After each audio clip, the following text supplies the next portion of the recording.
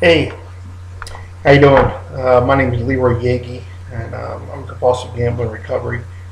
I've been in recovery now over 9 years. It's been a while since I made a video, and I thought it was about time to make a new one.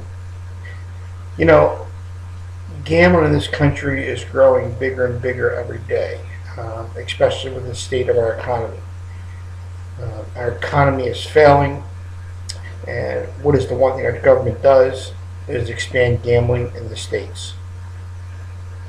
The reason this is they're preying on the people who need money the most. They're preying on the poor, they're preying on the desperate, and our government thinks the way to get things even to balance their budgets is just increase gambling. More lotteries, more casinos, slot parlors around the country. The state of Pennsylvania had slot parlors for a few years, then went to cards inside. Now they're trying to get sports betting. The state of Maryland this past year legalized slot parlors in the state. I think they have 3 now. They're going to expand to 5. It's a shame the way our government thinks and the way they think if they expand gambling, they will balance their budgets, fund education. And all they're doing is preying on the poor, preying on the people who are in desperate need of money. I think it's wrong what they do. It gets the people. I know it did me and thousands of other people out there. There's been all kind of gambling studies done in this country, about compulsive gambling addiction. And the sad part about it, the thing that gets me the most is most gambling studies have been funded through lotteries, casinos, or what have you. I don't think there's been many independent studies on the effects of gambling, the social effects it has in the communities, especially when you open up a casino and what takes place in the communities. I'm not against gambling. People can do it and have a great time doing it. I am against the way it is portrayed and the way these casino houses lure the people in to play more. You go in a casino, the more you play, the more free stuff you get. Free rooms, free food. You're going to be a really good player, they'll fly you in for a weekend. Fly your wife in for a weekend, or your husband, whoever it may be. This should be illegal. This should not be allowed. You can't go to a bar and sit in a bar and drink all night. The more you drink, the more they give you free.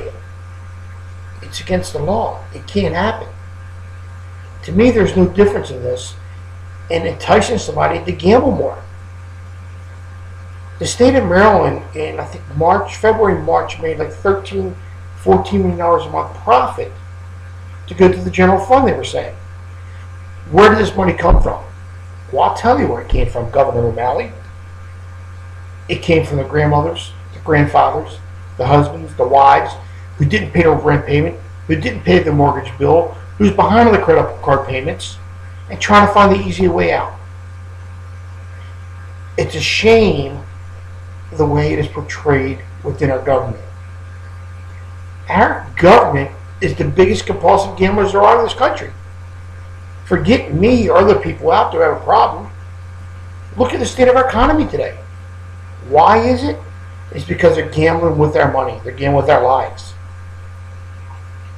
I hope one day to make a difference in this country on the way gambling is perceived. I get calls all the time and emails from people in desperate need, from husbands, from wives, who don't know where to turn to.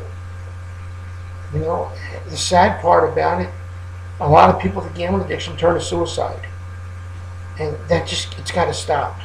It's got to stop happening.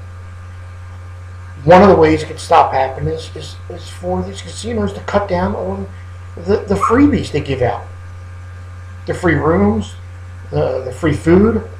It should be illegal. If somebody wants to go to a casino and gamble, it's their right to do it. But it should not let the casino entice them to gamble more than they can. And by them gambling more money, the more free stuff they get. And when they get to this level, they get the gold card, the black card, the platinum card. They got to keep on gambling to get to that level and keep that level. If they lose that status, they get a letter from the casino telling them that they lost their status. Once you cross the line for compulsive gambler, there's no going back. And the casinos know it. So what do? Entice you more. I know I'm probably going to make some enemies by saying this and making this video, but you know what? I don't care. I'm here to help people and help save people. And I know I can. And I know one day I will make a difference. So all the governors out there and our congressmen and senators who take the gamble and just want to put more in your state, next time think about it. Think about who you're affecting. Think about the family that's going to be out on the street because their mother or their father just wasted a mortgage payment in the casino or on lottery tickets. It's a shame. So instead of play to win, let's get our people together and think about it and the results that it has on the social impact of our nation. Look, when you get hold of me, leave a comment, leave me your email address. I've done interventions around this country dealing with gamblers, and I'm here to help out any way I can. I'm speaking from my heart. I'm speaking because I've been affected by this. My family was affected by this for years, and other families are. And sometimes it's got to slow down.